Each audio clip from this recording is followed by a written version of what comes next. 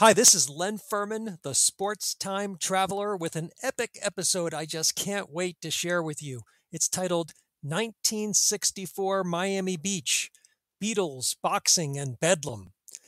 Subtitle: The number one boxing contender meets the number one box office sensation. Miami Beach, February 19th, 1964. One of my favorite aspects of the job as the sports time traveler is going back in time virtually for an extended stay in one era so I can really get a feel for what's going on. Often I find out about two major events that are taking place in nearly the same place and time that are connected in a way I would have never known about from my normal vantage point in 2024.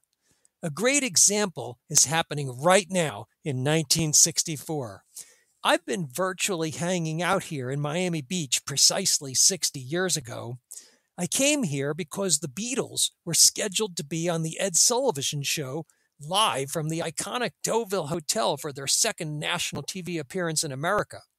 But when I got here, I found out that Cassius Clay, who will later change his name to Muhammad Ali, is working out at the 5th Street Gym right here in Miami Beach, just 6 miles down Collins Avenue from where the Beatles are staying. Clay, who turned 22 last month, is here because in just 1 week, on February 25th, 1964, he is challenging Sonny Liston for the heavyweight championship of the world in boxing.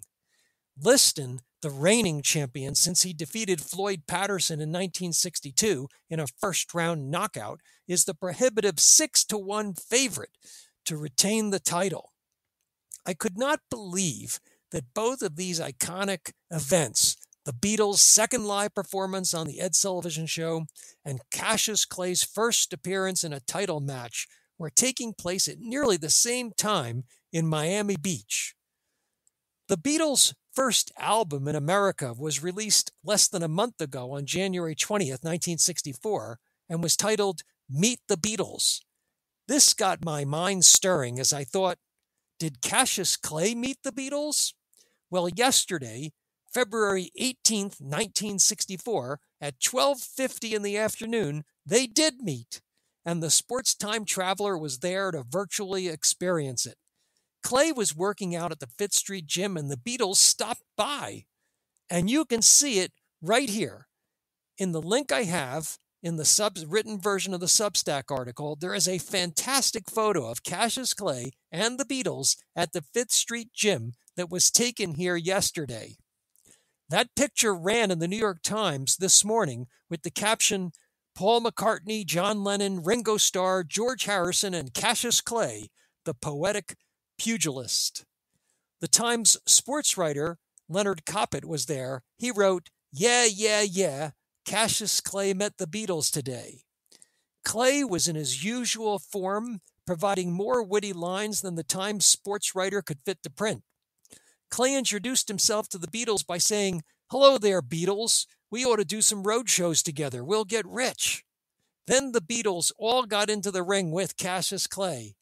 And in the video I have at this point in the Substack written version of the article here, you can see that video and you can fast forward to the 1:10 mark on the 2-minute video and see Cassius Clay in the ring with the Beatles.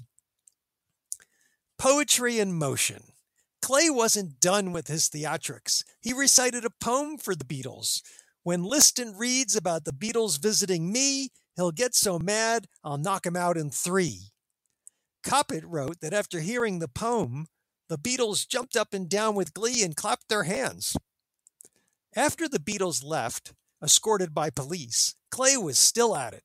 Tommy Fitzgerald of the Miami News recorded Clay, the enormous underdog for the title fight, yelling, "I'm going to upset the whole world."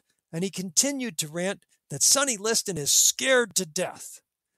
The Beatles, meanwhile, were on vacation, having already completed their big show here in Miami Beach. The Beatles' performance at the Deauville Hotel was broadcast live nationwide on the Ed Sullivan Show on CBS 3 nights ago on February 16, 1964. And in my written version of the Substack article, I have a link where you can watch the entire two-set performance. Here's the highlights with the timestamp on the video for easy viewing. At the 1-minute mark on the video, Ed Sullivan introduces the Beatles, and they immediately launch into She Loves You. At the 3:30 mark, they sing their second song, That Boy. At 6:10, Paul speaks to the audience, the only Beatle to do so during the performance, and he introduces All My Loving. This is the last song of the first set. At the 8:50 mark on the video, Ed Sullivan introduces the Beatles for their second set, and they begin to play I Saw Her Standing There. At 11:30, the Beatles sing From Me to You. And then at 13:30 on the video, Paul talks to the audience one more time and tells what is apparently meant to be a joke. He says, "We'd like to finish off this bit with a song which has always been a great favorite of ours.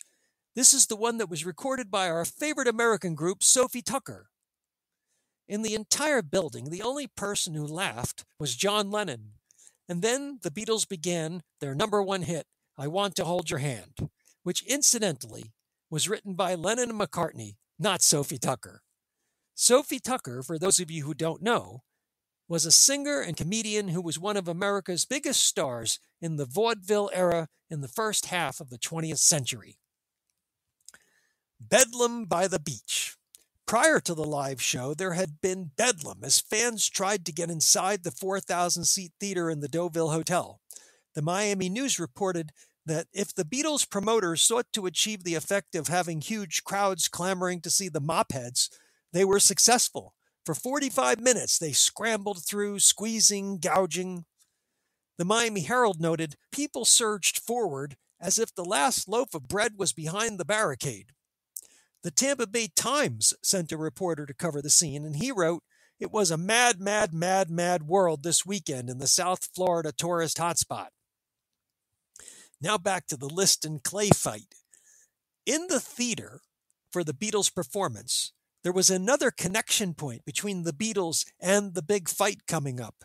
The Miami Herald wrote, two people who didn't have to shove their way in were heavyweight champion Sonny Liston and the former title holder Joe Louis. Joe Louis held the crown from 1937 to 1949. Louis's wife is Sonny Liston's attorney, and according to the Miami News yesterday, Joe Louis is, quote, a daily watcher of Liston's workouts and sort of technical advisor. Louis was asked by the Miami News about Clay's chances to beat Liston and offered this.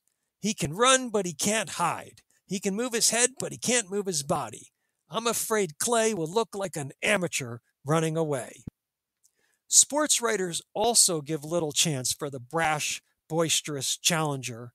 Writing in the Los Angeles Times just prior to Christmas, Jim Murray, the witty columnist, wrote a piece about giving gifts to famous athletes. For Cassius Clay, he wrote, a year's free orthodonture redeemable right after the second round of his fight with Sonny Liston. If there is one, that is. A second round, I mean. Or a fight, for that matter. I think the United Nations should certify it as an atrocity. The fight is next Tuesday night, February 25th, at the Miami Beach Convention Center. The sports time traveler will be listening to the ABC radio broadcast of the bout, which will feature an up-and-coming lawyer turned sportscaster named Howard Cosell. I can't wait. Thanks for listening.